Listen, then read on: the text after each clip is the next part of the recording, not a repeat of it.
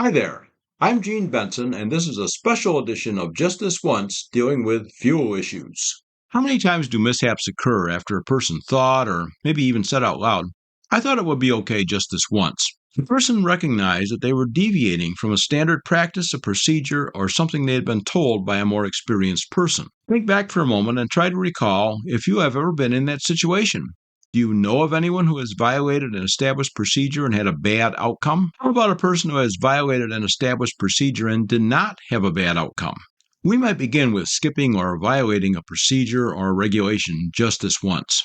We might progress to skipping or violating the procedure or regulation whenever something is not convenient. Then we move on to seldom doing or often violating the procedure or the regulation.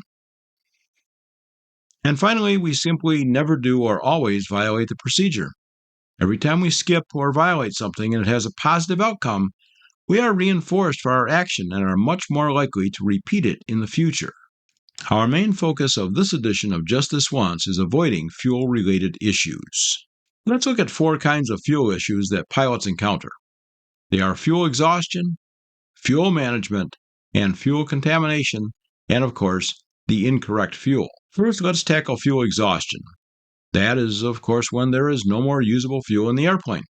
I sometimes refer to this condition as having too much air in the fuel tanks. That sudden quietness of being in a glider can be disturbing, especially if you're not in a glider. Here are some common reasons why pilots run out of fuel. The first major reason is failure to correctly plan the flight. We will look at each of these items. We have all heard the adage about assume. Unfortunately, that happens with fuel planning. It's only a short flight. It would be okay just this once. Failure to include a sufficient amount of reserve fuel is a common cause of fuel exhaustion crashes. Things do not always go as planned. The regulations require 30 minutes of reserve fuel for VFR day operations and 45 minutes of reserve for VFR night. IFR rules are a bit more complex, requiring sufficient fuel to fly to an alternate airport plus more reserve. For day VFR operations, I would recommend at least 45 minutes of reserve fuel. I know that many pilots routinely cheat on the IFR requirements when an alternate airport is required. That just isn't smart because what could be worse than running out of fuel in VFR? Well, how about running out of fuel when in the clouds?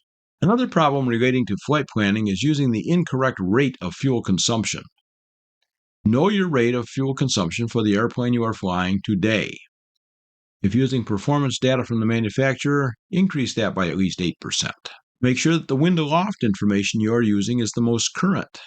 The FAA's Aviation Weather Handbook can provide a good review on how to obtain and interpret winds aloft data, and that, of course, that handbook is available for a free download from the FAA. Make sure that you know how much fuel is in the airplane before you depart. Fuel quantity indicators are not always accurate. Any doubt? Stab the tanks. Of course, a sure way to know the fuel quantity is to have the tanks topped off, weight and balance permitting, of course. And always verify that they really top the tanks off. The next major reason why pilots run out of fuel is failure to monitor fuel consumption. Let's look at that one a little bit more. We cannot know how long we have been flying unless we note the takeoff time or use a timer of some sort. It's best to record the time somewhere rather than just trying to remember it. Then we must closely monitor time since takeoff. Use of a flight log is highly recommended.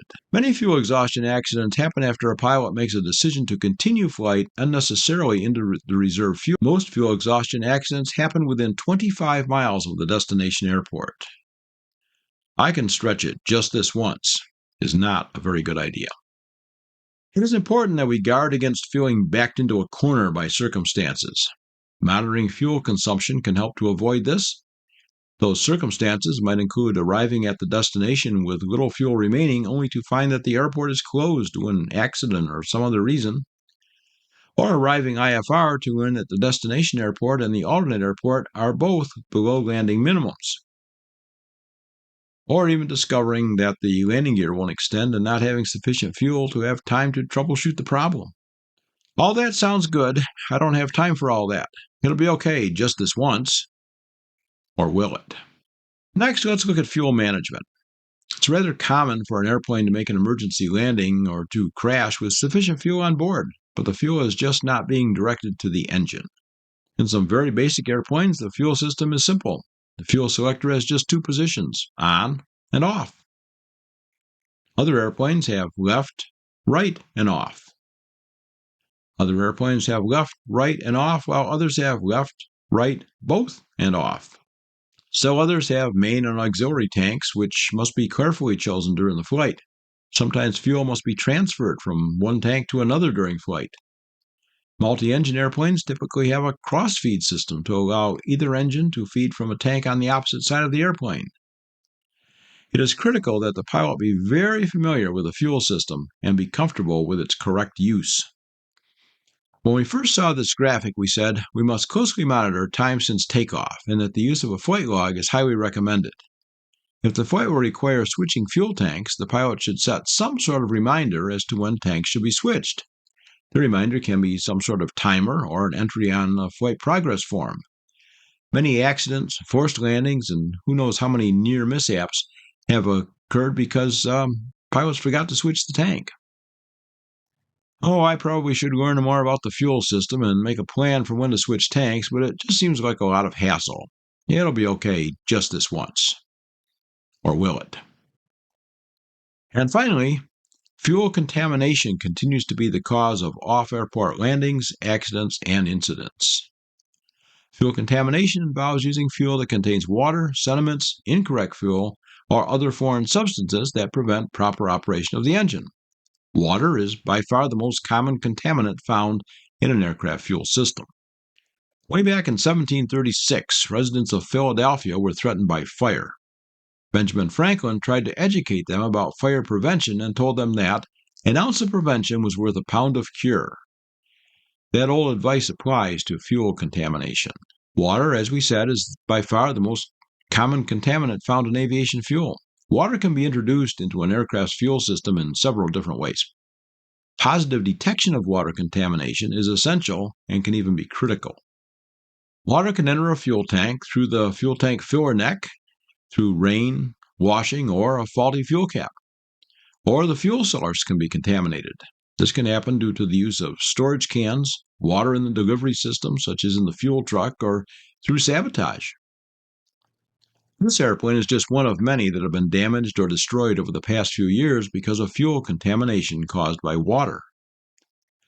Fortunately, no one was injured, but the airplane was substantially damaged. I do not have an estimate of the cost to repair the damage, but I think you can see from the photos that it's not an insignificant amount. A good start in preventing water contamination is to make sure that the fuel caps are in good shape. This cap is from the airplane just shown. Note that the unapproved repair had been attempted on the cap. The cap leaked, water got in.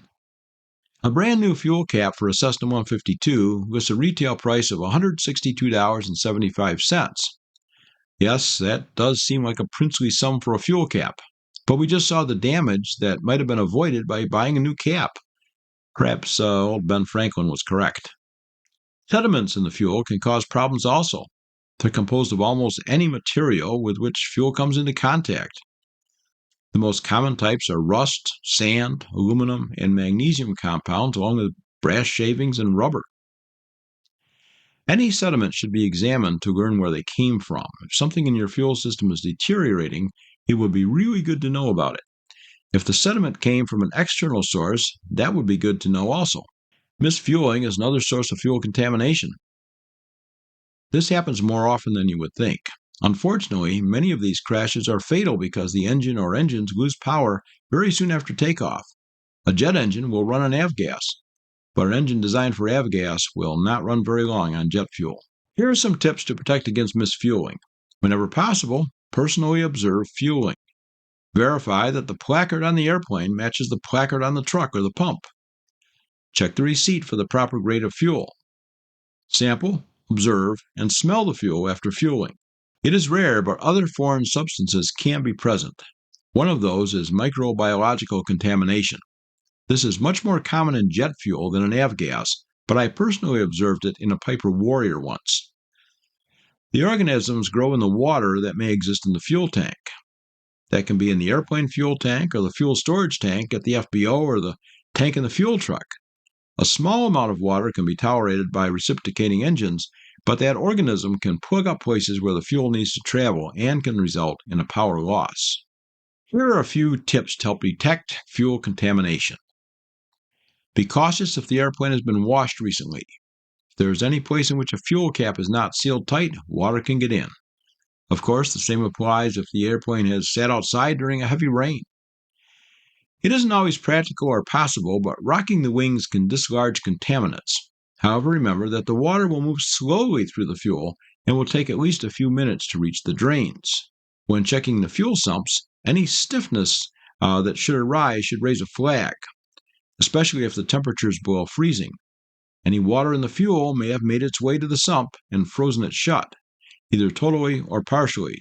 This would indicate the presence of water, and there is no easy way to determine how much water is present. Oh, I belong to a flying club, and somebody else looks after the maintenance of the airplanes, and the airplanes are always topped off when I come to fly. It'll be okay just this once. Or will it? Here are the takeaways that I hope you will consider. Accidents and incidents caused by fuel exhaustion, fuel mismanagement, and fuel contamination are common occurrences in general aviation operations. Plan fuel requirements, keep a safe reserve, plan fuel management, be vigilant for fuel misfueling, and always sample before each flight and after each fueling.